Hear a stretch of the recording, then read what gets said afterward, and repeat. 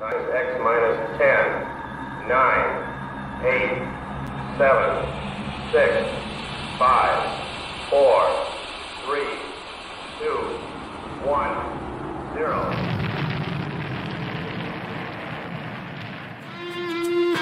It's the Rocket Hour. Y'all are now tuned in. Time to hit the pick four that you'd love to win. If your money's coming slow, step on the faster track with your host, Ricky Pasternak. Let's go.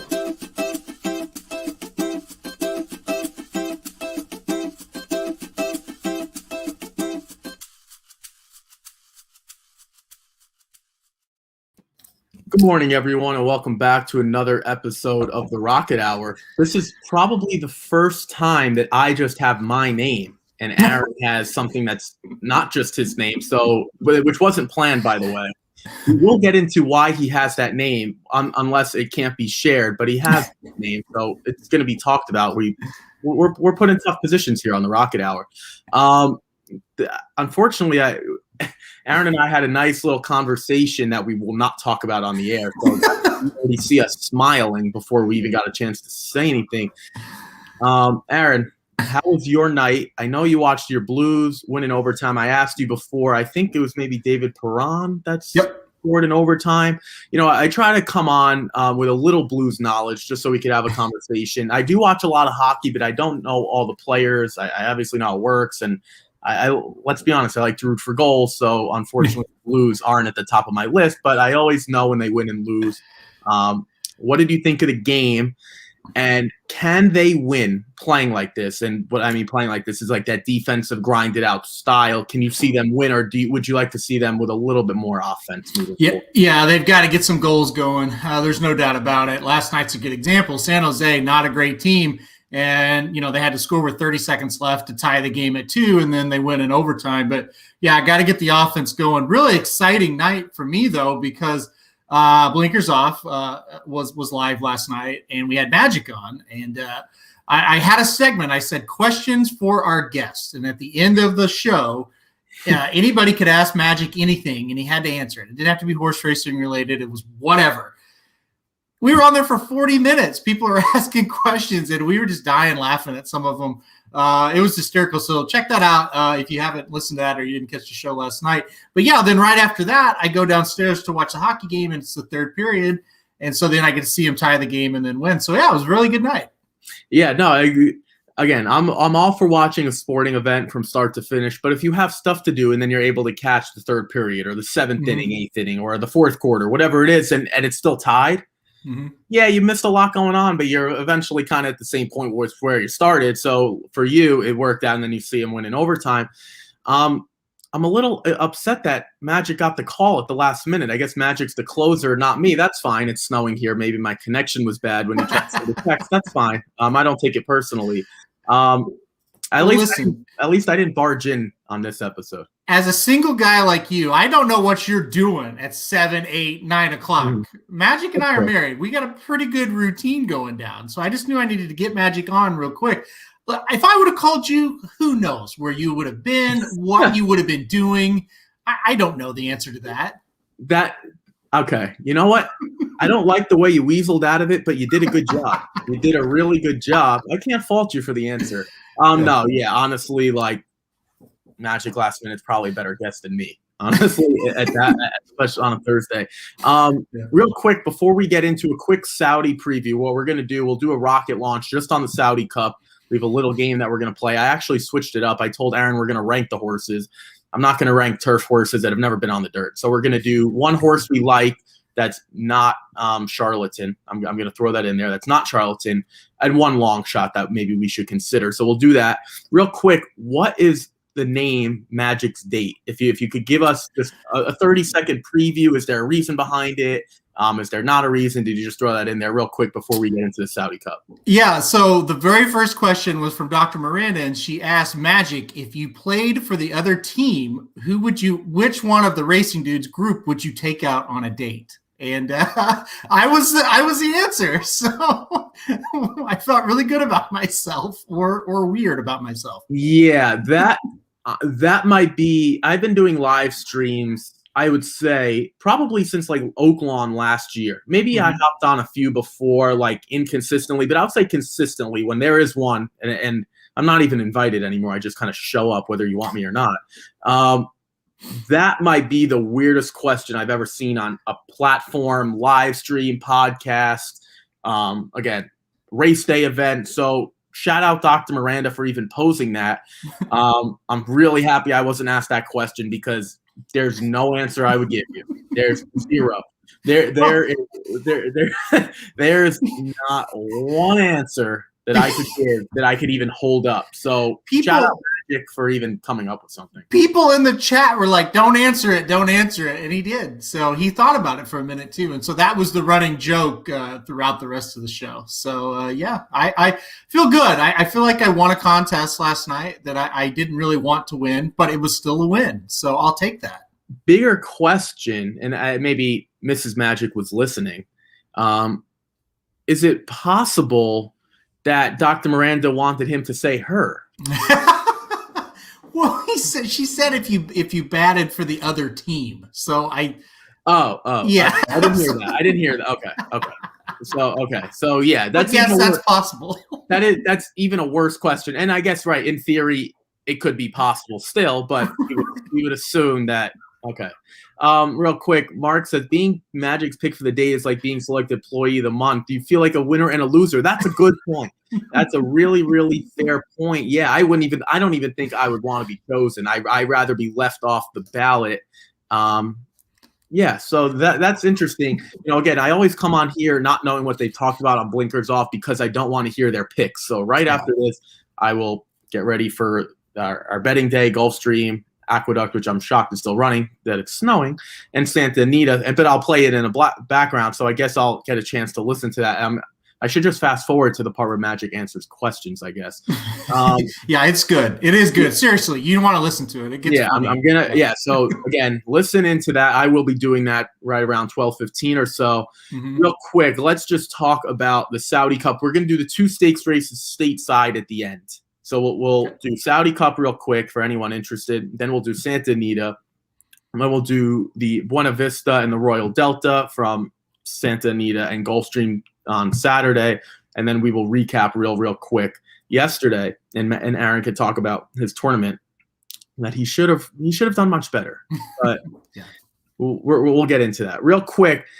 Again, I said this earlier. One horse that you think is going to win that's not Charlatan. I'll let you start. Which one would you pick? And I have a feeling where you're going to go not naming Charlatan, so I'll take the other one. You go first. Well, can I pick Knicks Go? Like, is that – yeah. Okay, because Knicks Go is actually going to be my top pick. I actually think he's going to win this thing. I like him to go gate to wire once again and win. I'm obviously Charlatan is my second choice. It's going to be one of these two, but yeah, I'll go Knicks Go. I think the horse is in fantastic form. Has plenty of experience around 2 turns and winning. Won at this distance last time out. Charlatan, I think he'll be able to get the distance, but it's still a little more in question for him. So yeah, I went Knicks Go on top. Yeah, I'm gonna, since I'm not gonna pick Tacitus, I'm gonna go with a horse named Chua Wizard. And the reason I'm doing that is because there's plenty of dirt experience, and I think you kind of have to start there when you're talking about some of the European runners. To me, I'm eliminating anyone that hasn't run on the dirt before. So I think this is a price.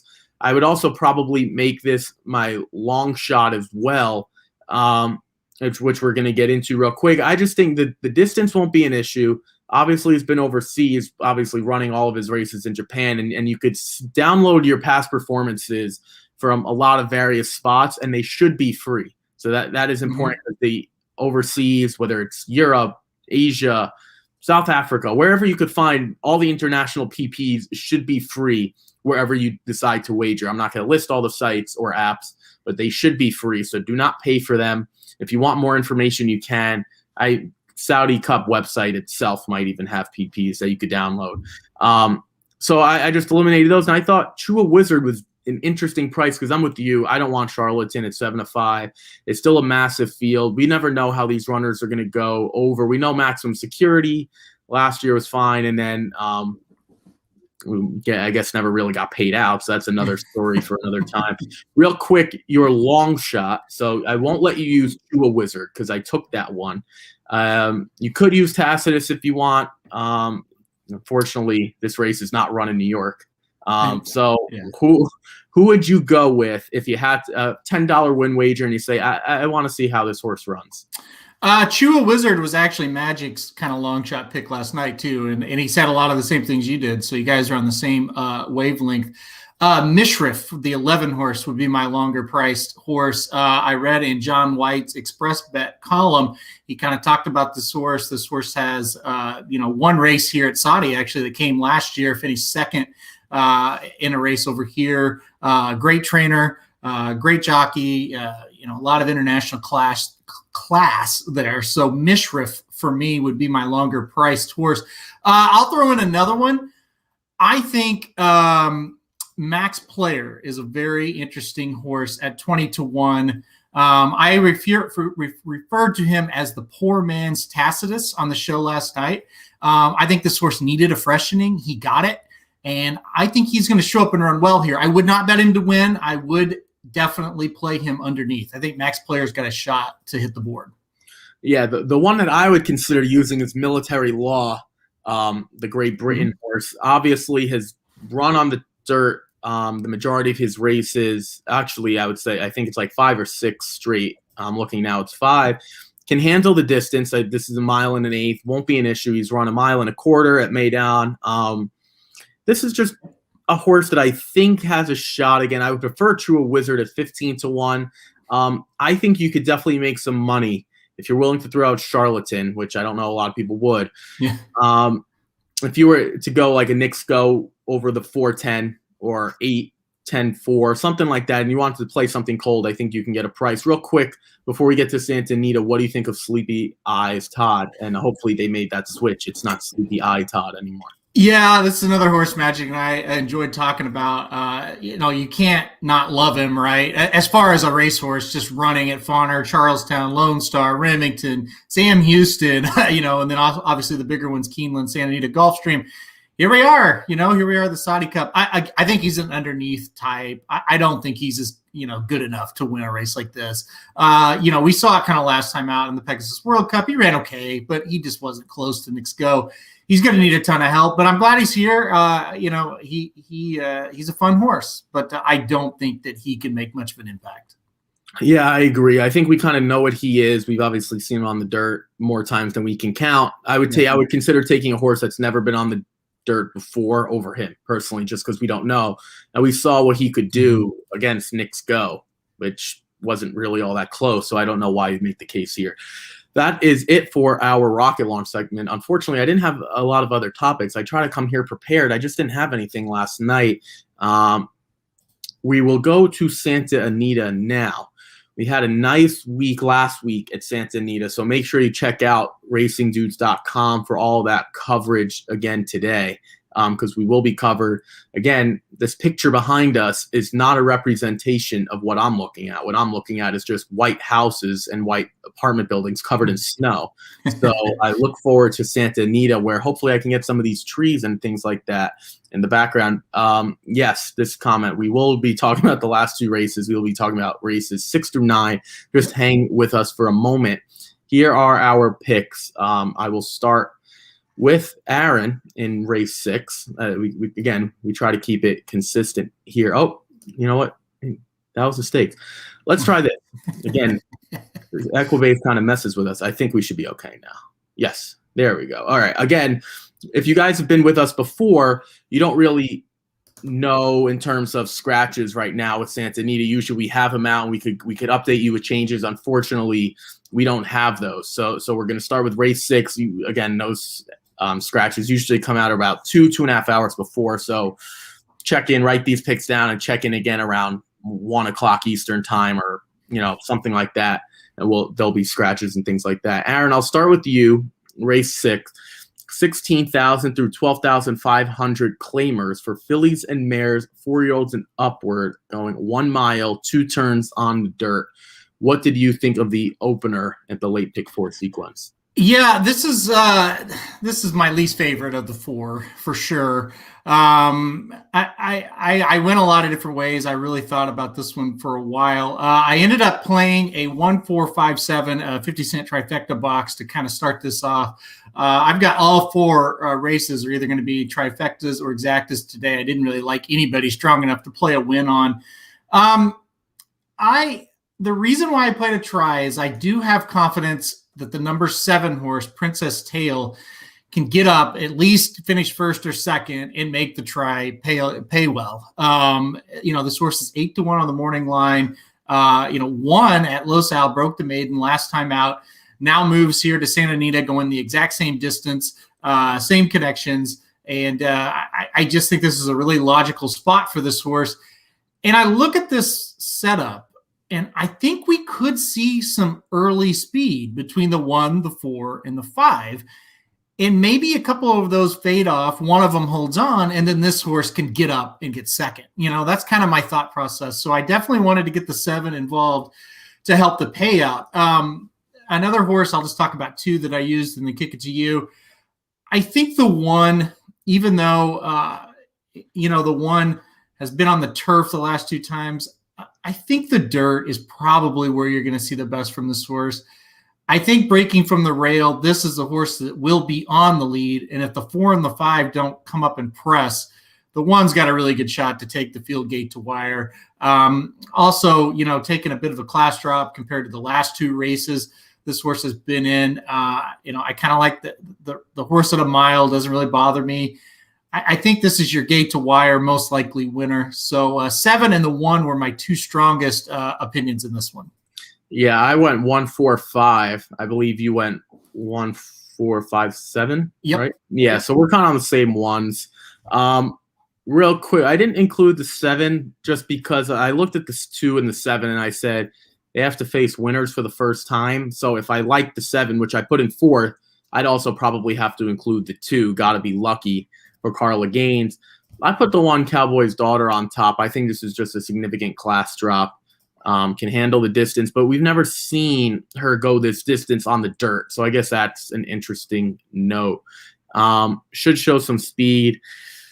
The one that I was really interested in, if I were to play a win bet, because again, Aaron and I are on the same horses, is the 5 True Mischief. And the reason for that is I think some of these horses are going to show some more speed than we probably anticipate. So I want to see what Emily Ellingwood does. I mean, she's only 1 for 22. But getting a 10-pound allowance is really, really significant. I think, Aaron, correct me, it's like 5, 7, and 10. I think those are the 3. The way they change, you start out, obviously you have to win a certain amount of races, and then you become like you're official. Then you go to start at 10, and then you drop down to 7, then you drop down to 5, and then after 5, that's it. You're regular weight, just like every other male and female. So I guess in theory, if you were to just look at this, Emily hasn't won as much as Alexis Centeno, who's on the 1, because it goes 10, 7, 5. I don't think there's much of a difference, though, between the 1 and the 5. I'm not really sure what they were doing with the 1 on the turf. That's why I didn't want a single. I have a single later on in the card that Aaron might think I'm nuts. I think this is just one of those get in, get out races. And what I mean by that is just take some chalk, hope that one of them runs well. I'm sure Aaron would play this the same way, because I look at some of the other runners we didn't include. Got to be lucky. I'm not going to, again, I made the case of the 2 and 7. They're coming out of like the same race. So if you're going to include one, you'd include both. So I excluded both. And the 3, Info's Treasure, hasn't been close. Literally just hasn't been close. One of the things you can do in handicapping, and I'm happy this came up as I'm talking about this, the 3, Info's Treasure, took forever to break her maiden. And then we've kind of seen what she's done against winners, which hasn't been a whole lot. She finished second once. You could kind of look at the 2 and 7 and say they're probably going to do the same thing. Because if you look at the talent and you look at speed figures, like I'm looking at Equibase, right? Mm-hmm. Equibase puts the 2 at a 69 and the 3 at a 70. So it's fair to believe, even though you don't know what the 2 is going to do against winners, they're probably going to run the same. The 7 comes in at a 61, but at least with the 7, it only took 3 starts to break the maiden. So do you have anything else to add? This race pretty much stinks. Yeah, I really don't like this race at all. I thought about just playing like a $5 bet, but I thought, no, I'll go ahead and try it because I do think that 7 could make things interesting. But yeah, there's just not a lot to talk about. And I agree as far as what you're doing.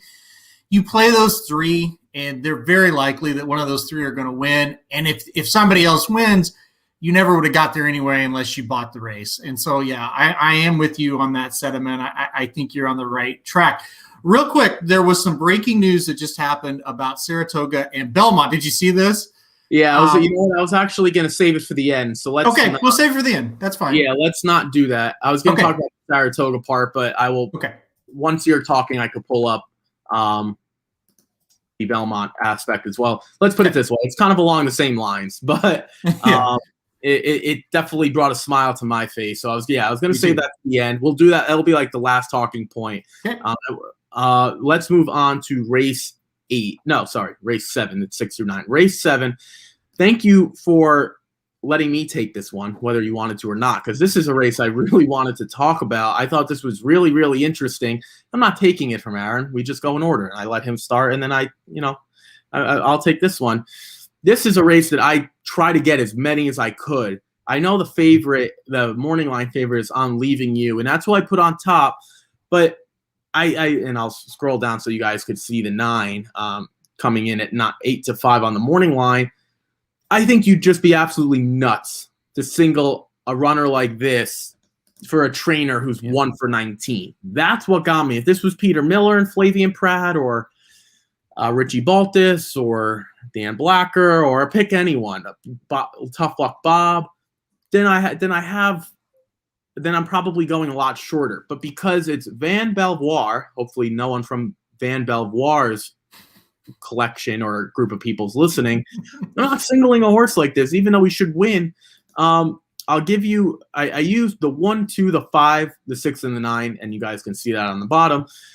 The 9 should win. I mean, this is a significant drop in terms of class, in terms of the field. So if you look at the race last time out, he was 6-5.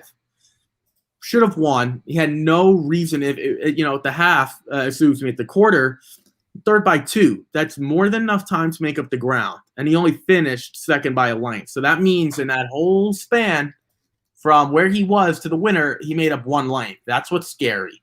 It's nice to see Flavian Pratt pick up the mount. Obviously, Joel Rosario not in this race here.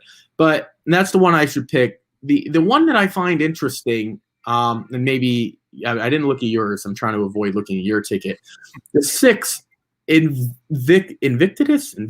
I don't know. I hope I'm saying that right. I think there's a speed aspect that he brings. We've seen this on the turf. Sorry, this was starter optional claiming 50,000 through 40,000 going 1 mile on the turf for 4-year-olds and upward. I didn't mention that, but you guys can see that. This turf at Santa Anita has really played similarly to Gulfstream as of late in terms of speed. So that's the one I wanted to use. I put him 5th, but I think he's got a decent shot, and I don't think he's that much worse than a horse like the 9. So those are the 2 horses I wanted to focus on. I think Invictus, however I'm saying that properly, isn't that much worse, and there's a speed aspect. I think he can go gate to wire, and he's proven he could go this distance. Aaron, I'll throw it to you. Who did you use? I'm sure you used the 9, maybe not the 6, but I'm sure you used the 9. I'm Leaving You. What other runners in this field did you like? Yeah, so I thought this was a very logical trifecta box type of race because there are a lot of ways you can go. I went 50-cent trifecta box 1, 2, 8, and 9. Big key, I left out the 5 here, who is 5-2, the second choice on the morning line. And a horse that I will readily admit has a big shot here, but coming off a layoff, I just kind of want to see one from this horse before I get back on. And I think this horse is going to take a lot of money, and maybe this is one we could beat and create some value because of this layoff. So let's see how he comes back. I left him off here. If I was playing like you, probably I would have put him on. I also agree you could go a little bit deep here. I also, though, do agree I like the 9. I love that Flavian Pratt's aboard. That was a big sign for me. I also liked the number 1, which is Vow. And you and I kind of differ in this situation. I like it when a horse finally gets that maiden broke and it's taken a while. And I especially like it when it's a real big form reversal like it was last time out, where this horse had really done nothing and then all of a sudden takes him gate to wire and wins. Ruben Fuentes, a great jockey in Southern California with getting long shots home. Last time out, this horse was 38-1 and won. Speed on the turf at Santa Anita has been great. I think if we can get around that 10-1 price, that's one to really take serious. The 2 horse is another one who's coming right out of a maiden claiming win and right in to this spot. I thought he would be a little dangerous. And then, the 8, to me, the 8 has some races in his past performances that will win this race. We just have to get past what happened last time out for this 8. Just did not run very well whatsoever. If he can get back some of those prior races, this horse is right there. So, 1, 2, 8, 9 trifecta box for me. And like I said, I really like the bet from a value perspective. I think this thing is going to pay a lot if we can hit it. I do think the 9 from my perspective, I think I can count on that horse taking up one of the top 3 slots. So I just got to get, 2 of the other 3 home. I feel pretty good about this one. And I think it's going to be a pretty good race. Yeah, we'll get to a few comments. I just wanted to talk about the 5 liar real quick before we get to some comments and questions and things like that.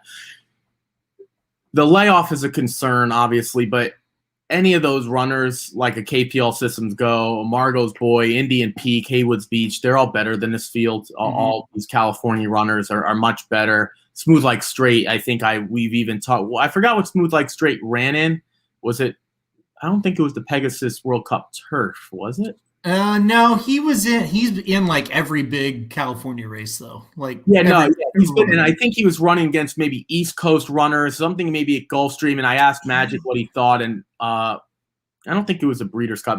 Who knows? Maybe I think it was at Del Mar when Chad shipped all those horses over. Maybe. Yeah, maybe. I don't remember, but like that, a horse like that is just obviously much better. And basically what I was doing is going through some of the horses that Liars run against. I don't know if he's just not good anymore.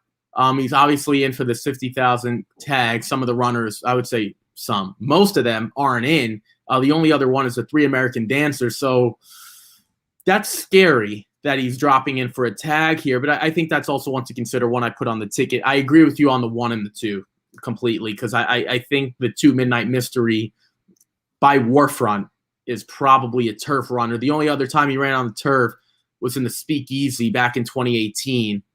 I mean, that was a stakes race, and that was, 2.5 years ago or 2.25 years ago, so whatever. And Ruben Fuentes on the 1 definitely has a chance to go gate to wire. That was a comment. Let's get to some of the comments here. Carryover King says, Flavian Pratt getting a board for a small barn for a trainer like that. I would agree if I didn't see Joel Rosario do it last time out. So he didn't win at 6-5, so that's why I'm not singling. The point's fair. If I didn't see Joel do it, I'm sure Aaron would kind of agree. And then he follows up with shaking my head. I don't know if this horse is a single or not. I don't feel that confident. Will he probably win knowing my luck that I went 5 deep? Probably, but I don't think. This is a question for Magic if he's listening. What is the percentage of a sprinter stretching out on the turf from Tough Luck Bob's barn? Yeah, Magic is the stats guy. I don't know. Aaron, do you have any idea? Yeah, we don't care. Yeah, that's not our thing. Any thoughts on the 7 Hoop Dream? Aaron, I'll throw it to you if you are ready on the 7 Hoop Dream.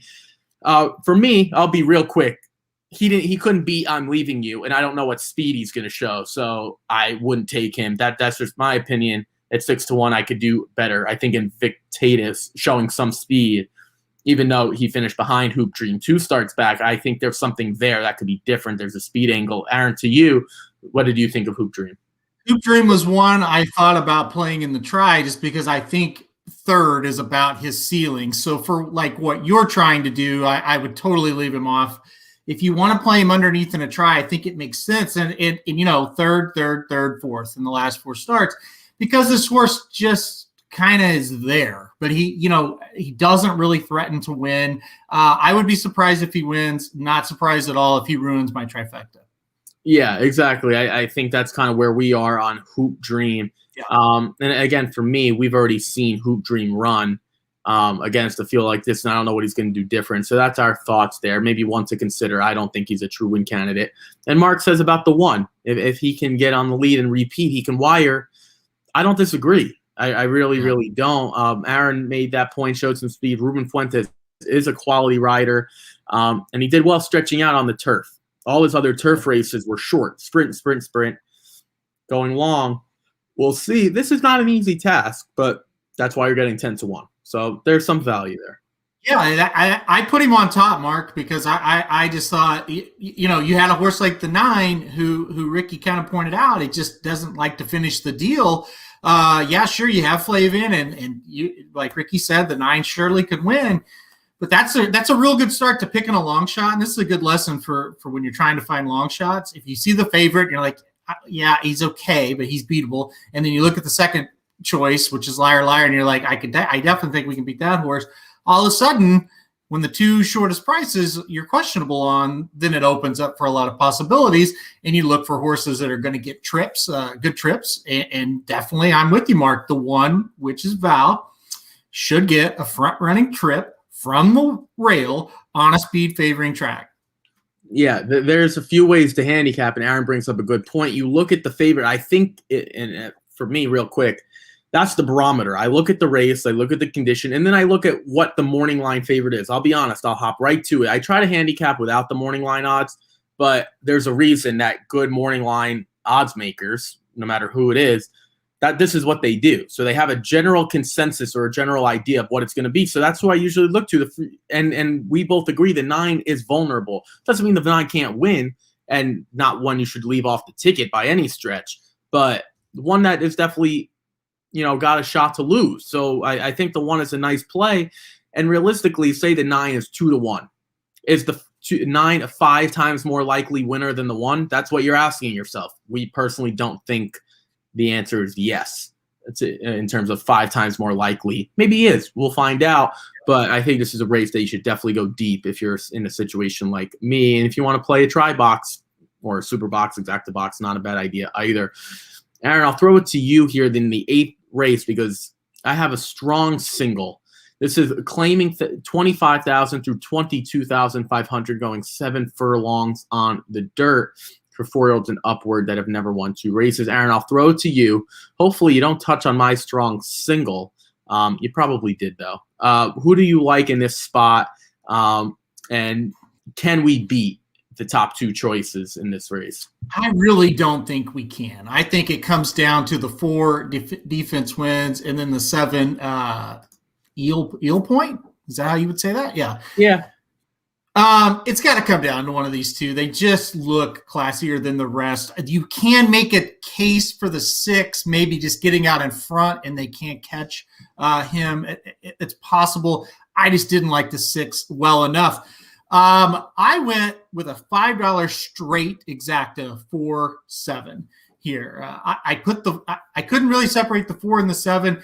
So there was 2 reasons why I put the 4 above the 7. Number 1, if they're very equal, the 4 is probably going to be a better price. So it's going to be a little bit better payout, a little bit better payout potential. Second time out with O'Neill. I like that angle enough to kind of just edge that 4 ahead of the 7. I also think the 4 could be a little bit more forwardly placed, maybe gets the jump on the 7.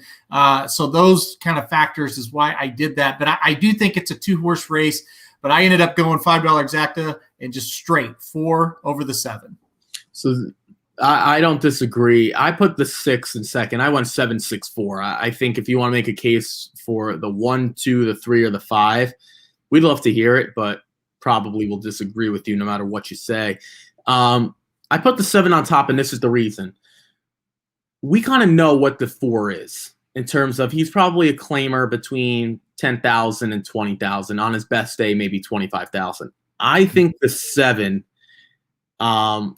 is a 2-turn dirt horse, or at least 7 furlongs on the dirt at bare minimum. So he's going to get back to 7 furlongs where he broke his maiden claimer at Keeneland over the fall.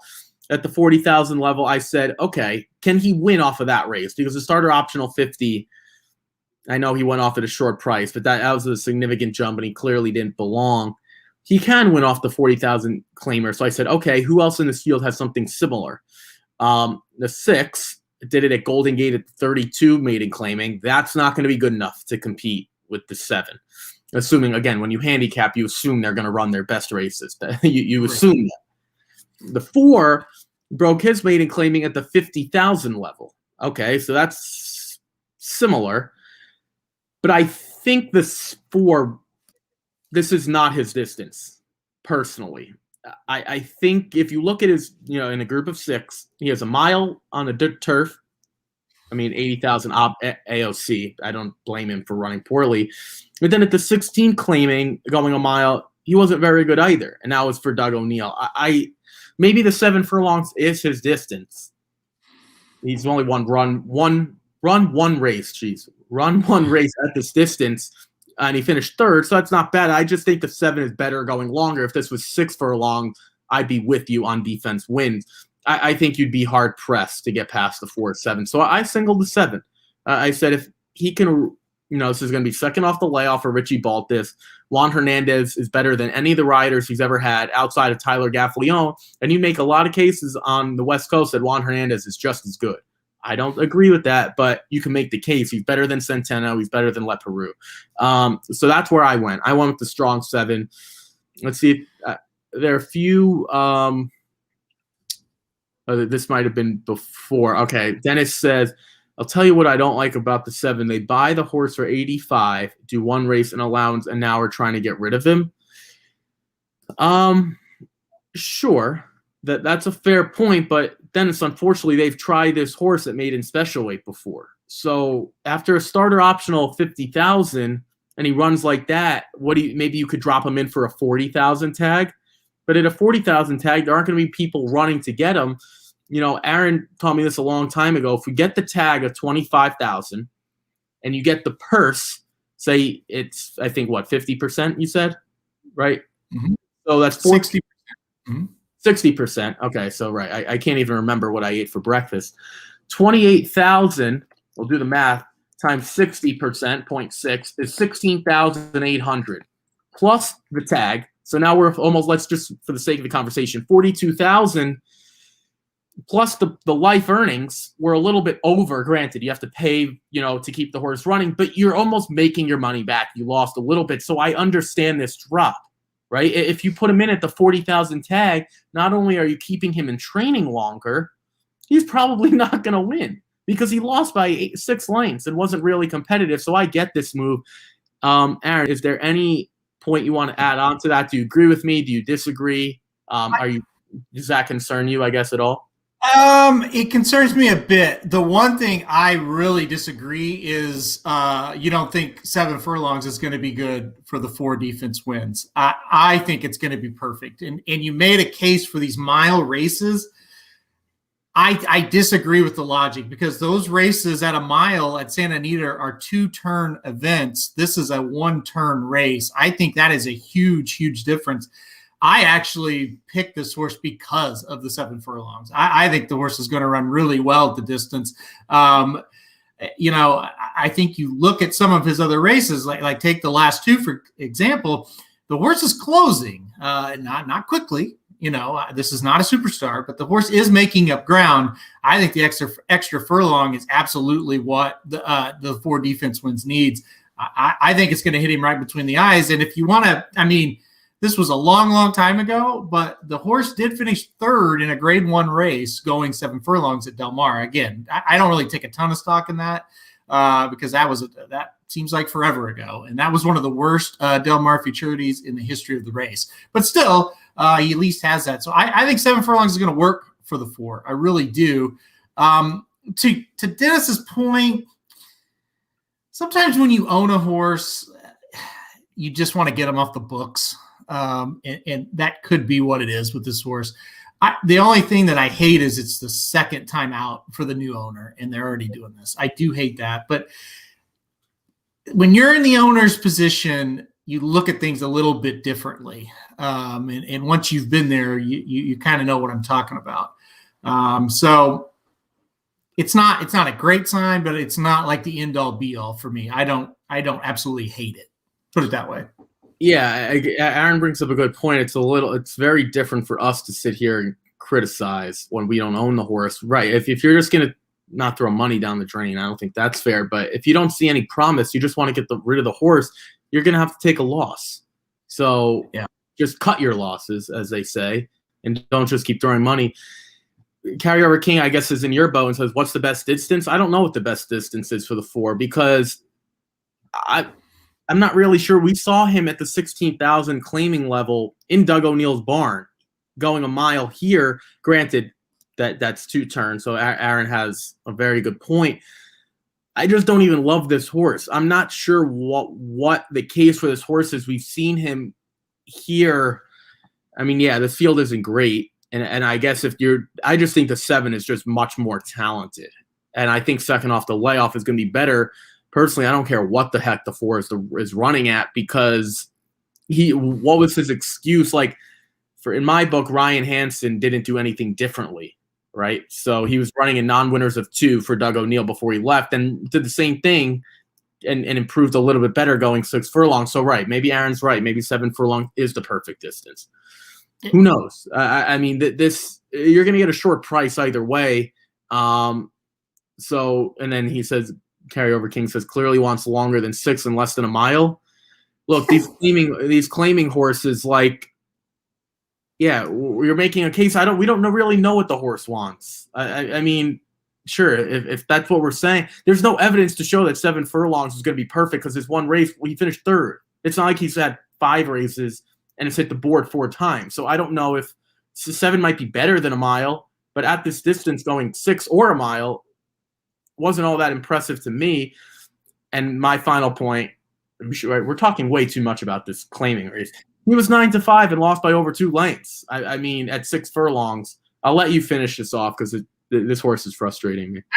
I'm not as confident as Carryover King in the distance, but I do have a bit of confidence that the horse is going to like it. I did not look at it as a negative like you did. And listen, what did we say yesterday? We have the opinion and the horses have the facts. So the horse will give us the facts in a few hours, and one of us will go, I told you 7 furlongs was right.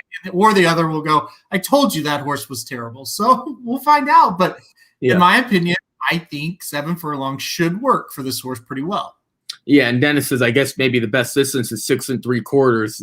Honestly, potentially, or 6.5. Sometimes you'll get a 6.5, so maybe that would be the perfect. But again, like this is a low-level claimer. Even if this horse wins, you're not going to get better. Yeah, exactly. These are non-2 of lifetime, $25K for a reason. No one knows what they want. Yeah, they're trying to see what works, what sticks. I mean, there's no clear opinion, no clear-cut observation that makes sense. To the owners thing, Dennis, getting back to, and to Mark's, kind of to blend the two. I've owned claiming horses, and you do just kind of experiment with them because, to Mark's point, you don't really know where they're going to excel. You kind of get, I mean, obviously your trainer has an idea. You just kind of throw them out there and say, well, hopefully this works. And if it does, we'll just keep doing this with them. So it's so true. We had a horse that was bred to go long, and we got a win with him going 6 furlongs. And Kelly Von Hemel, the trainer, was like, gosh, if he can win going 6 furlongs, I think he can go 2 turns. We tried him 2 or 3 times. He was awful. We cut him back to 6, and he won. So that's just how it goes. Yeah, exactly. I think the breeding and things like that, and maybe siblings and whatever you want to point to, is a good starting point. But you can't just stick with that plan. At some point, if a horse stinks going 2 turns, you got to try something else. You're not just going to keep doing the same thing. That's a definition of insanity, doing the same thing, expecting different results. Let's move on to the last race, because I thought this was a good one as well. I went deep in this spot as well. This is maiden special weight for California-bred fillies and mares, 4-year-olds and upward, going 1 mile, 8 furlongs, and 2 turns on the turf. The 2 ultimate, I think that's ultimate high, I would assume. Ultimate high should improve, but that was at 15-1, right? So now I'm saying to myself, I got to try this horse at probably was going to be a favorite. That's not a move I want. Now, it's nice to see Drayden hop aboard again. The interesting thing is the comment, and I rewatched her race, off a bit slow, rail rally, which is impressive for a debutant, a first-time starter to rally on the rail shows a professional effort. The problem is the starting off slow actually helped her out, because if you look at the half, it was 46-3. None of these horses are holding on at 46-3. So now I have to question, is she a closer or does she start slow? So I have a question mark there. Obviously, going 2 turns on the turf was nice, and the way she rallied was nice, but we don't really know what her running style is, because when you start off slow, you only have one way to run, and that's to close. You have no other option. And it was a true starting off slow, off a bit slow. I wouldn't even say off a bit. I think it was significant. In a field of 9, when you're 7th at the first time they're marking us down, you're not off a bit slow. You're towards the back. That's all I'm going to talk about, because I want to wait to see what you say. What did you think of this race? I thought this was competitive, and I think you'd be a little bit crazy to single a 2 in my position. I hate this race. It's really, really tough. Let's start with the 2, because I did put the 2 on top, even though I'm very concerned. A lot of times when these horses debut and they get behind and then they come with the run late, the next time out they don't seem to replicate that effort, because, like you said, how they ran in that race isn't exactly what they ultimately want to do and the style that they want to run. I really don't know where the 2 will be in this race. But based on that last one, she definitely is a filly that showed some talent. So I put her on top. I wouldn't have, but who else are you going to use? That's what it came down to. There's a lot of horses in here that are career maidens, right?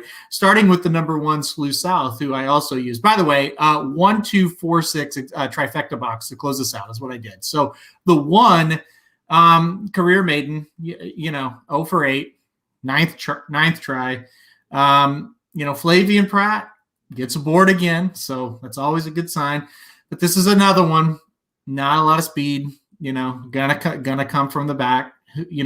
This horse we know will, because we see a consistent pattern 8 damn times. This horse has no speed, so it's kind of a check. It's kind of a check against, but the horse has shown some consistent speed figures that can win.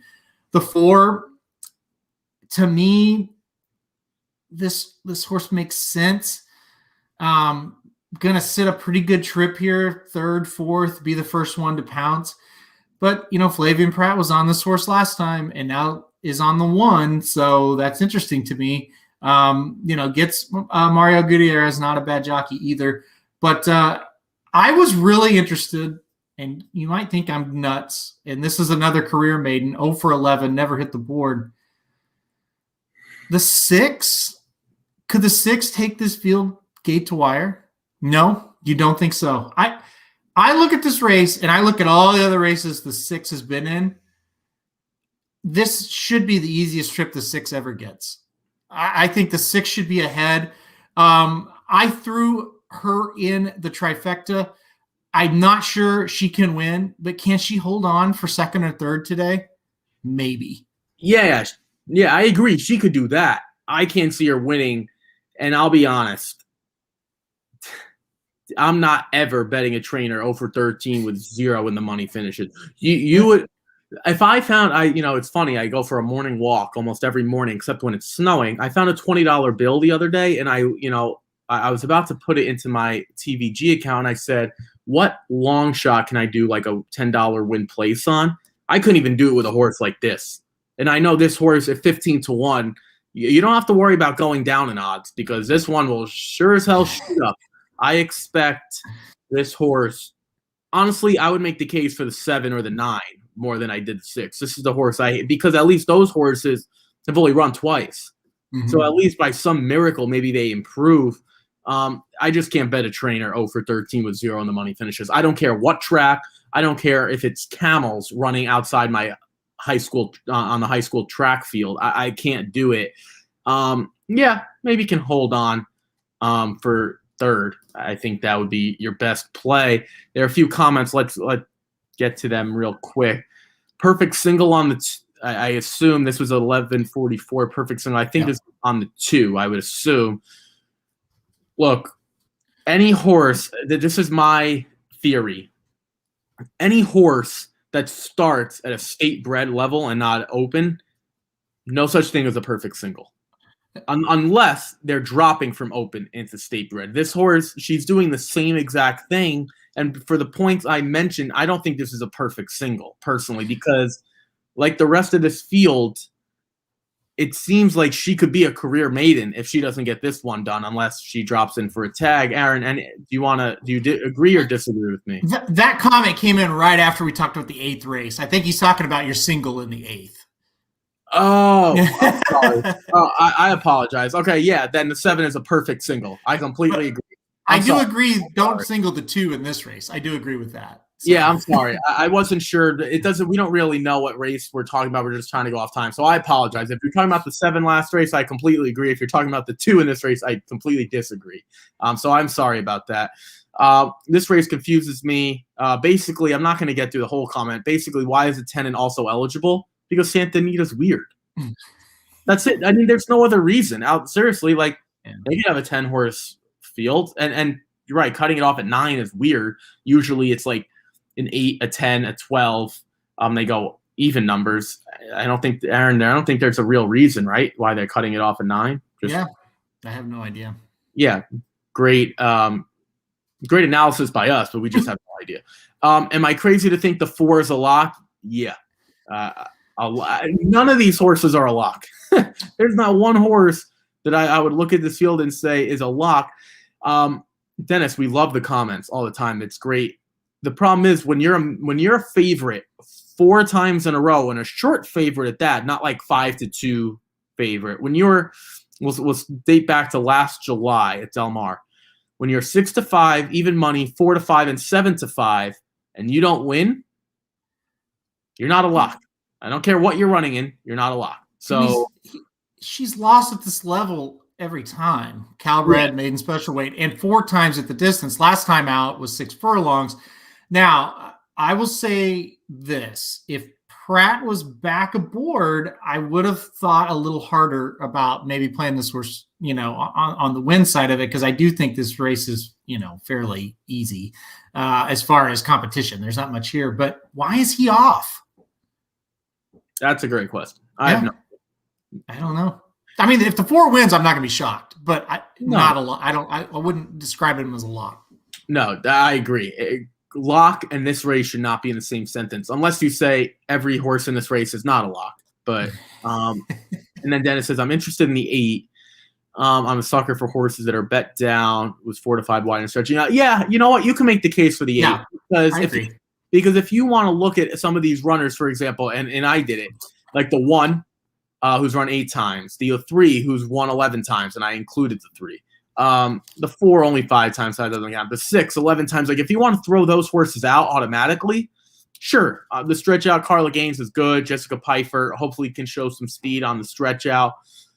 I just don't think that race came back strong, but at least you could make the case, and I'm sure Aaron agrees, only running once automatically gives you a shot, because this looks like the race where we want to eliminate horses, not look for good ones. So, yeah, I think you can make the case. That's not crazy. Mark says the 6 couldn't hold off the 1 and the 2. The 4 should be pressing. I don't see him turning the tables. Yeah, I think Aaron kind of talked about that. He's not really looking for a win. If he gets a win, I'm sure I'll be the first one to know about it. But he's, I think, looking more to hit the board. And because there's no speed and the way the track's playing, sorry to cut you off, but just like, what if for my purposes, what if the 6 is out there kind of by himself, the 4 stalks, because it's like, well, why am I going to go out there and run with a 30-1 shot? I'll just sit back here and pass that horse easily. 4 gets passed and it comes in 4, 6, name another horse. That's what I'm looking at. So yeah, and again, that's why we do 2 different styles to get two different outlooks on it. If I'm playing like Ricky's playing, I'm not adding that 6. But for my situation, I'm trying to juice up a trifecta here where the short prices look logical. The 6 is kind of that logical. Maybe I'll just hang on for a piece type at a big price. Am I telling you to go bet 20 to win on the 6? No. Yeah, exactly. I think it's more so you're just trying to see what sticks and maybe the speed sticks here. Let's wrap it up. Oh, there's the one final comment, like the 8 in race 8. So yes, I assume Charles was talking about the 7 in race 7, race 8. Yeah. He says like the 8 here, race 8. I'm not sure if he's talking about race 8 or race 9. If we're talking about, okay, there's no 8 in race 8. So he was talking about race 9. Yeah, that was the case to be made. Maybe second race does a little bit better. We're going to go into some stakes action stateside here. We're not going to recap our ticket. It's going to be scrolling the whole time. So you guys can obviously, we'll keep that up.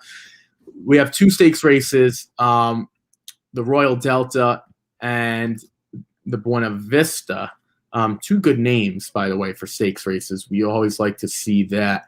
We'll get to the first one, and that's going to be the Royal Delta. I'll start first. I to be brutally honest, I think you'd be hard-pressed to use anyone other than Mrs. Danvers. Mrs. Danvers, I believe, was a nightmare. I think last year in the test, I think she lost by like 20 lengths or 20 and a quarter or 21, whatever the heck it was. She was horrible. To Gamine, who I guess we don't really know what Gamine is. I still think she's talented, but Tough Luck Bob is definitely doing some great things with her off the track. I think Mrs. Danvers was always a talented horse, and for so many times on the show and live streams and podcasts and whatever we have going, we've talked about Shug McGahee being a patient trainer, so it's no surprise to see Mrs. Danvers as a 4-year-old starting to run her best races. Not that she wasn't talented at 3, but Shug is not the one to press a horse when they're not ready. So I couldn't get by Mrs. Danvers. Aaron, who is your top choice or maybe a horse you should keep an eye on? Yeah, Mrs. Danvers for me. I think this horse, I was just blown away stretching out. This horse has gotten better and better. And I almost like, well, why in the hell didn't they do this before? Why was this horse sprinting? But I think to your point, Shug very patient and just kind of built this horse up. I've always kind of liked this horse. I've always thought she's pretty darn good. And I think she'll be tough here. I kind of just see her kind of getting towards the front and just running away. It's a tougher field for sure. So this is another kind of hurdle that she has to get through. But yeah, I'm expecting big things from her. Yeah. Let's go to the other stakes race. I think this is the one that's going to be much better to talk about because I think on the product on Ricky's Rockets, I think I went like 6 deep in here. Yeah. Even though I do like the top choice, Mucho Unusual, I just think, and I'll let you start. I just think there are a lot of ways that you can go. This is, we're referring to the Buena Vista Grade 2 going a mile on the turf for fillies and mares, 4-year-olds and upward.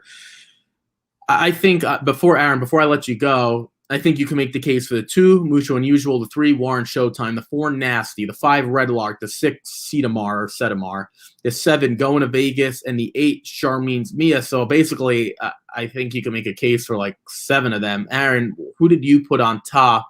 And are you going to go with Mucho Unusual, or are you kind of going another way here? Yeah, so this is one we talked about a lot last night, Magic and I, and we kind of threw out Red Lark because of the distance. We kind of think Red Lark needs a longer race, so we kind of were like, no, we're not really in on her. Yeah, Mark, you just said it in the chat there. I liked Mucho Unusual on top. Actually, Magic and I had the same top 3. Mucho Unusual in first, Setamar, the 6 horse, in second, and the 4 horse Nasty in third. And Mark, this morning I put together the Santa Anita product and I used the 3 Warren Showtime that you're talking about in fourth. So I'm right there. 2, 6, 4, 3 is how I looked at this one.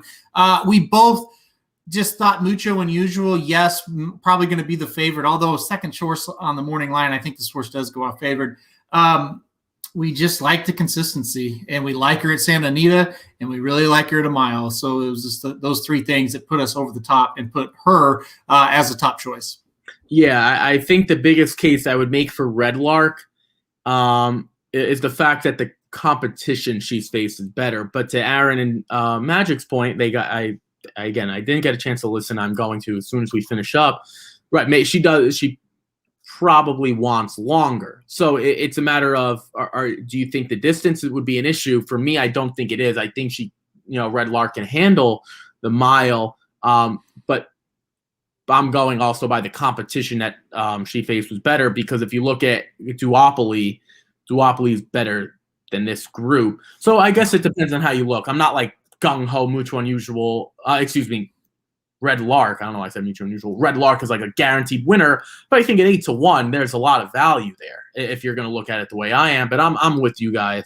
I think all those Warren Showtime as well. They did make the case for going to Vegas, but I think in terms of like the 6 that I used, that was towards the bottom end. So yeah, I'm kind of with you. I put Mutual Unusual on top. Dennis real quick says, how about the 9 who were not showing? Sloan Garden. I assume that's who he's talking about. Mm-hmm. I don't know. It hasn't run since October. That was on a synthetic at the allowance. If you're not going to win an allowance race at Golden Gate, sorry, not considering you at this field. He says not so much a win horse, maybe hit the board. I think with this field, you'd be extremely hard pressed to find Sloan Garden hitting the top 3. Aaron, what do you think? Yeah, I guess if there's a pace meltdown, the horse could kind of hit the bottom, the very bottom. Like I think 3rd would be the absolute most. But my problem is, like, if there's a pace meltdown, there's other horses that I would rather have than the 9, like Red Lark, like going to Vegas. So yeah, like Warren Showtime is another one. I didn't give this horse much of a thought. Yeah, and real quick, Aaron just talked about Warren Showtime. If you like nasty, Warren Showtime wasn't that far behind when these 2 ran in the Lady of Shamrock Stakes. So yeah, that's just our quick little preview of the stakes action. Not a lot this weekend. I know Laurel has a big day, but I'll be the first to admit I didn't even get a chance to look at Laurel yet. Aaron has his Laurel stuff out if you're interested in playing Saturday. So I'm not going to talk about races I haven't looked at. I think that would be unfair to everyone listening. And unfair to myself. I'm not just going to guess. You know what? I'm looking at these recap races. Let's recap real quick before we do what we actually want to talk about. We could go through these real quick. And then there's Belmont and Saratoga news that we will talk about. Real quick. I'm going to run through these real quick. I'm not even going to say what the race was. World Tour was first-time starter for Belmont yesterday, and World Tour looked really, really good. This is a filly that I would want back based on that effort. There were a lot of runners with experience. I used the 1, 9, and 11, I remember. I guess the 1 ran a decent race, but just a little too far back and didn't really have an excuse. 23-3 was, you can close into that. The 11 Sembled, I think juiced or just, I'm not sure, was near the lead and didn't run well. World Tour's at the perfect trip. Aaron, any thoughts on this race before we move on? Circle this horse, stable this horse, put a star by this horse, whatever you want to do. World Tour is going to be very, very good. I have a feeling this was a really, really professional effort in a decently tough maiden special weight race for a really strong connection. So I think World Tour is one to really look at as we move forward. Yeah, no, sorry. I really agree. Dennis says first-time starters aren't the worst thing anymore. Giving that to Ian Wilkes. Yeah, I don't disagree. Aaron said yesterday that Belmont has done a lot better with getting first-time starters. So this is interesting because when you can go 2 turns on the turf and win in your debut, to me, that's very, very impressive because of all the things we talked about. It was a very professional effort. I'm with Aaron. I would definitely stable this one up. I would pretty much take this one in any race that she comes back in, unless it's a stakes race. And if it's a really bad stakes race, I'd consider. I have nothing to say about the 8th race. I think you used this 5 Honolulu Express, right? Yeah. I used it. Yeah, it was just a tournament horse, though. I didn't use on any of our picks. Just I threw that horse in because I thought, well, it's an odd horse, kind of the oddball, moving to the dirt. But yeah, as far as my bets on the tote, not good here. I was pretty shocked with this horse's trip to get a gate to wire trip here and win. Yeah, I was all over the 1 and the 8. The 1 Gangly and I think the 8, right, Green Mansions. I was just looking that up. Gangly, just when you hop at the start and then you have to go 3 wide in a pretty decent race, I would say it's going to be tough to do that. Gangly's a horse that wants to be on the lead or near the lead, and unfortunately, Gangly was just well off. I would like to see Gangly run again, personally, and I think this race might even show that Gangly's not quite as bad as this race, kind of shows on the running line. So I would consider stabling that one up. Green Mansions, I don't need. I'm shocked Green Mansions actually went off at 12-1, but that kind of shows that I just got that horse wrong completely. Race 9. This is the race that really put Aaron in a bind, especially he had on the show JP Hellish, who I didn't like, but in his tournament, I said, I can't believe you didn't play the 3 JP Hellish. I think that would have put you in second in a tournament, and we're not going to say how much it was for because that's his business if he wants to share. But it was for, let's say it was a substantial amount of money.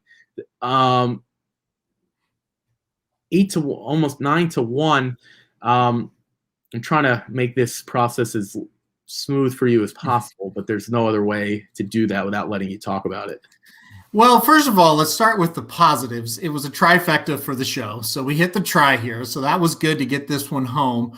I ended up. I thought I would need a little bit bigger price than what JP Hellish was going to be, and it turned out to not be true. That 8-1 would have been just fine. But I played Super Jaguar like an idiot, even though I didn't really like him. I thought I'd need a bigger price coming home. But that's all right. It's okay. I still did decent in the tournament, but this was a big horse that cost me because if I would have had him, I probably would have finished second or third. So that would have been great. But anyway, I thought this horse ran really well. I think we kind of talked about how Croy, it's just like, I don't know. Horse on the back class certainly should win, but just didn't. I don't think that horse is the same. And JP Hellish ran a big one. So it was nice to get the try home. I'm gonna keep it positive and say we got the try and that was good. Yeah, it's obviously cashing on the show is always good as well. Not quite as good as what you would have been able to do in the tournament yesterday. Yeah, to your point about Croy. I was thinking about Croy yesterday. I was like, I wonder why I didn't see this. It's because I hadn't used Croy before. Once you use a horse, it stings a little bit more when they run like that. Mm-hmm. It's like you're willing to give excuses when you don't use a horse. But when you do use a horse, it's like, all right, now I definitely don't want him back. So now that's kind of me moving forward with Croy. It's like now that I used them, now I feel the pain a little bit more. Excuse me. Race 10. This was interesting. There was a big scratch. The 5, and you guys could see here, I'm highlighting it. The 5 was Get Rewarded. Your 10, though. I used the 4 Hotsy Totsy, but your 10, Aizu, took money. I was kind of surprised. I guess it kind of goes to show, the way I was looking at it yesterday. Dennis says, "Hey Ricky, look who ran last." Javier, yeah. And if you want to use Robbie Alvarado again, yeah, I can't disagree. All Came True was really, really bad. I like that horse. What did you think of your 10, Azu, who I didn't really like, but I think was facing winners for the first time? It was a good play by you because it seemed like the money was flowing that way as well. Yeah, and I don't think the horse ran, really pretty very badly. The bad thing is the horse broke out of the gate. Horrible. Hopped at the start. It says in the comment line, you watched the replay. Sure as hell did, and got too damn far behind. But Junior gave this horse the best ride that he could, and ran well. But we liked Tatsi, the winner, a lot too. We really didn't believe in the 9, and somebody in the comment section, I can't remember who it was yesterday, liked the 9 a little bit, and gosh, the 9 almost won that thing. So this is another one. I don't really want anybody out of it. I don't think it was that strong of a race. But I couldn't have seen the 9 or the 11 coming, really. Yeah, no, I think I was the one who said I'd be shocked if the 9 won, and the 9 almost came home, and that was more from the trainer angle. Jose Corrales was the trainer for Juliana, and in this spot, Juliana finished 11th by almost 12 lengths. So yeah, we wouldn't have had it. All right, enough with this. Let's get to some news. Yesterday, Belmont announced their spring and summer meet. So it starts on April 23rd will be their first stakes race, and I'll show that for you guys. And then they obviously take a little hiatus over the, back end of July until, I would say, Labor Day-ish for Saratoga. And then they come back in October, in late September, October, and then they run through the opening day, November. I'm going to show you guys that stakes schedule. Real quick, we could do this. Aaron, what are you looking forward to most? What race do you like? It doesn't, obviously, we don't know who's going to be in what. And you guys could see this here. It's on NYRA.com, the Belmont Stakes schedule. Is there a race that you always like looking forward to? Whether you can pick the spring or the summer part, whatever you want, or anything you want to touch on while I scroll through this. Yeah, the Met Mile is always my favorite race at Belmont this time of year. You could say the Belmont Stakes, and that's obviously true, but the Met Mile, that's what I always look forward to. Yeah, and you could see that right here. And you could see their day on Saturday, June 5th, and we'll talk about that. You could see it's right here. It's great what NYRA does. When I used to write the articles, it says 128th running, so it kind of just goes to show you how long they've been running it. And then you could even see like Vekoma last year really, really was good, but we really knew what type of runner Vekoma could be based on what he did in the Met Mile. And you could see some of the other runners, Frosted and Natoli, Honor Code, a lot of really good Shackelford, a lot of good runners. The one that I always like, and we'll get to Saratoga, the one that I always like to go to is the one on the same day, and it's because I love turf sprints so much. Granted, this 6 furlong was a little bit different, and it's the Jiper. This was the horse, and this is just me taking a little shot at Aaron because I'm not the nicest guy in the world. Look who won last year, Alexandra, in 2020. But you could see what type of runners have been here. World of Trouble, a Disco Partner, and I'm not going to go through them all. And it's just Disco Partner actually won it twice with Irad Ortiz aboard. So that's the race that I like looking forward to because I like the turf sprints. Dennis says I like the Met Mile and the Woody Stevens. Real quick, I just want to show you what that day is. June 5th, you got the Manhattan, the Met Mile, the Ogden Phipps, the Woody Stevens, the Just a Game, the Jiper, the Brooklyn. And obviously it's Belmont Day as well. So, but then they also have another great day.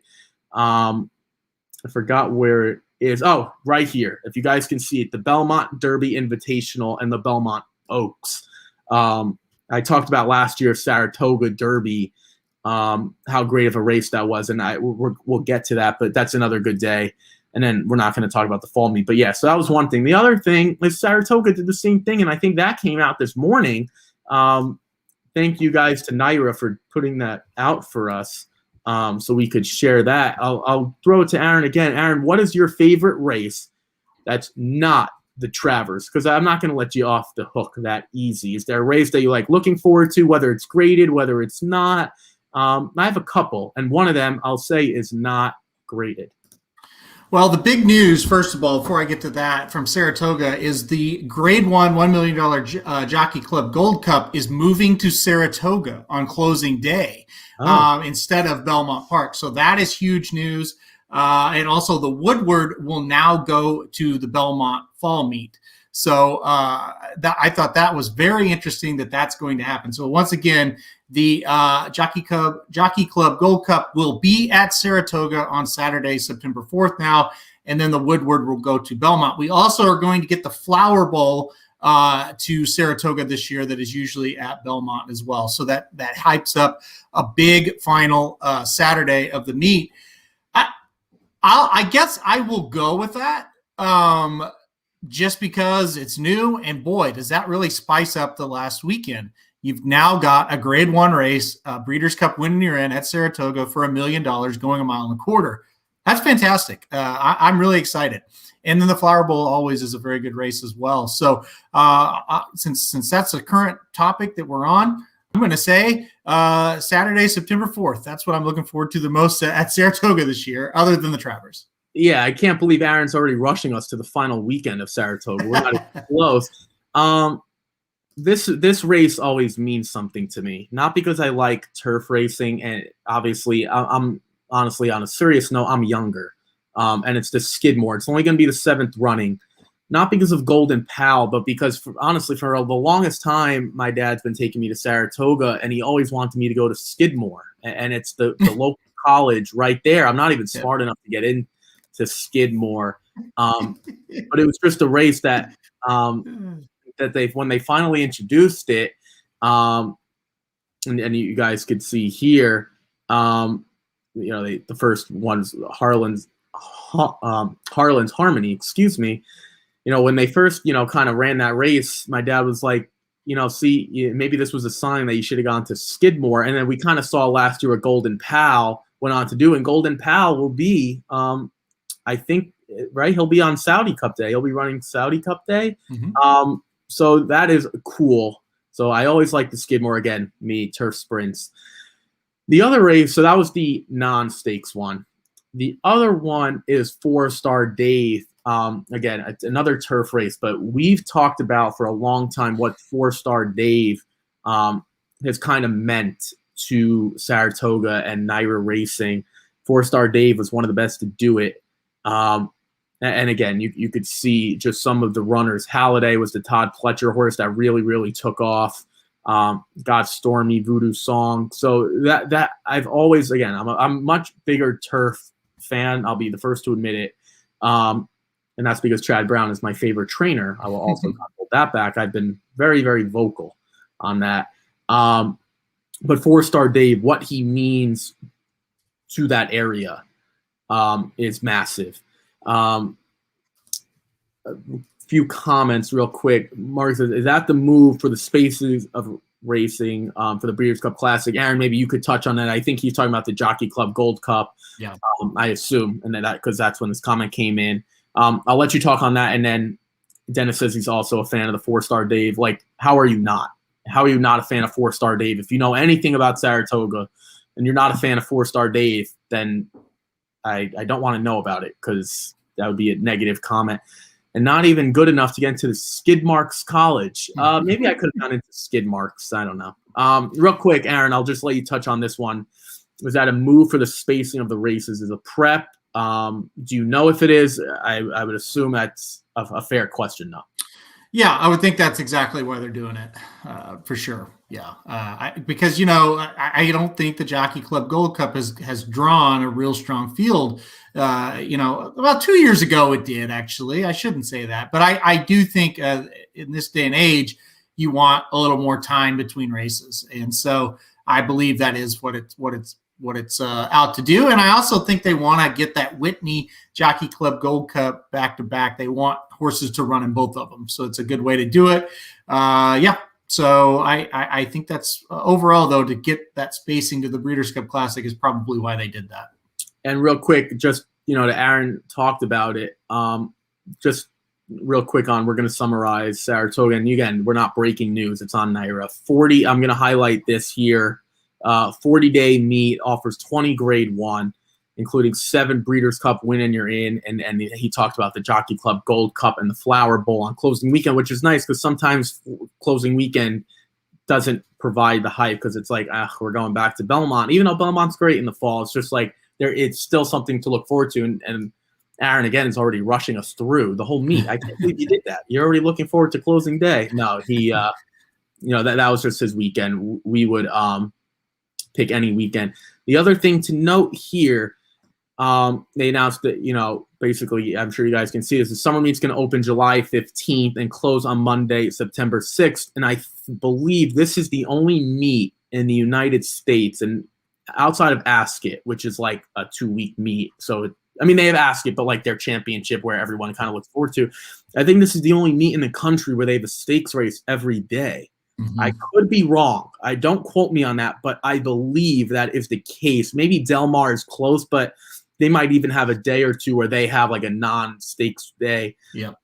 Right, Aaron? I think Saratoga is the only track in the country that has a stakes every day, whether it's a Wednesday or Sunday. It's not going to be a grade 1 every day. That's not what I'm saying.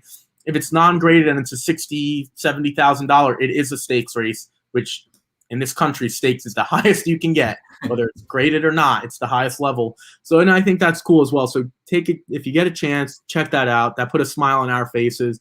Hopefully that can get me motivated to try to get some work done while it's still snowing here and I'm watching Aqueduct.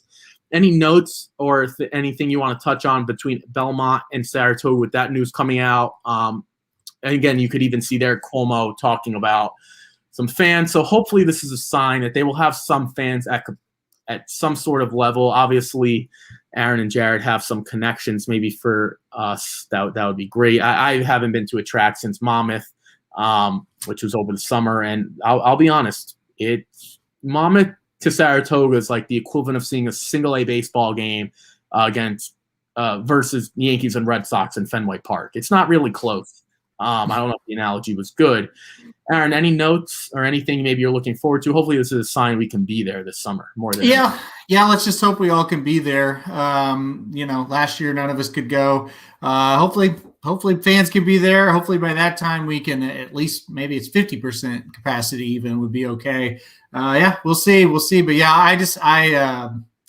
I look forward to it. I definitely do. Starting with Belmont, it's gonna be fun, and I do like how they kind of switched up the races there. I think that'll make for an interesting last weekend.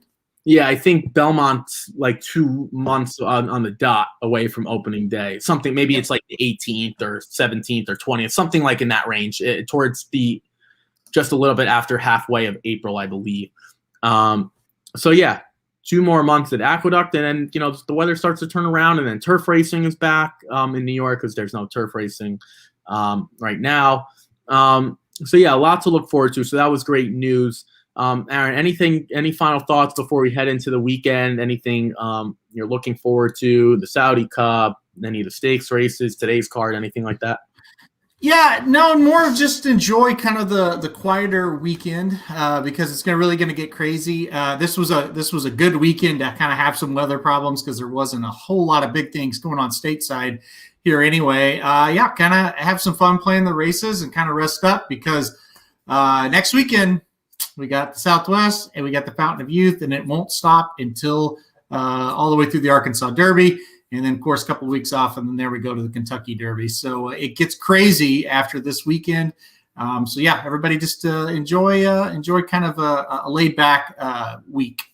Yeah, Mark says, here's hoping to Oaklawn actually runs. That would be nice. Yeah, it would. The Southwest needs to happen before the Rebel, and the Saratoga is the most exciting meet. The spring preps gets you pumped for the Derby. Yeah, it's like this is the ramp-up zone, and then you kind of have like that first weekend in April, and then you kind of have a couple weeks to die down before the Derby. Stennis says, since we haven't had Ricky outside with a stream since summer is coming, maybe we have him stream outside in a long sleeve shirt. There you go. Outside. Yeah, I think streaming outside with a long sleeve shirt in the summer is not nearly as bad as going shirtless in the winter. No. Yeah, you're hot, but it's like you're not embarrassing yourself. But I'd be willing to do that. That's fair. Hopefully one of these days, my goal, and it doesn't cost any money, my goal is to do a stream live from the track. I don't care what track it is. That's not true. It's not going to be Oaklawn because I'm not doing it when it's that cold. If it's a Belmont, if it's a Saratoga, if it's a Gulfstream when it's warmer, that is my goal. So hopefully we can make that happen. I know these guys have done they did blinkers off, I think, from the Breeders' Cup, but it wasn't really like blinkers off from the Breeders' Cup because they were using their phone and the Wi-Fi was in and out. It was I'm talking about a legitimate where we go set up and really try to do it. So that is my goal. I think we can make that happen. Again, it doesn't cost any money. Free is good. I was told that a long time ago. Free is good. So that is my goal. So hopefully, to Dennis's point, maybe we can do something outside when we can all get back to it. And yeah, on the Cuomo thing, right? Maybe at that point it is 50%. Again, if you want your summer to be what it was in 2019, it won't happen. Where we have to go gradually. And real quick, he says you should do it from Fairmount Park. If he goes to Fairmount, he'll be there by himself because I won't be there. So I probably will do something live from Will Rogers in a month. So there is that. Okay. So Will Rogers, yeah, maybe he'll run into some Oklahoma football players. No, I will not. I can promise you that they're not at Will Rogers. I wonder if any Oklahoma Sooner athletes have ever been to Will Rogers. 1,000% no. I'd probably venture to say no as well. I think it's safe to say if I was ever an Oklahoma Sooner athlete, I would have been there. Aaron would have as well. Yeah. You look at us and we're not exactly D1 athletes. So with that being said, we will see you guys next Wednesday. We'll be back at Gulfstream. Check out all the Racing Dudes coverage.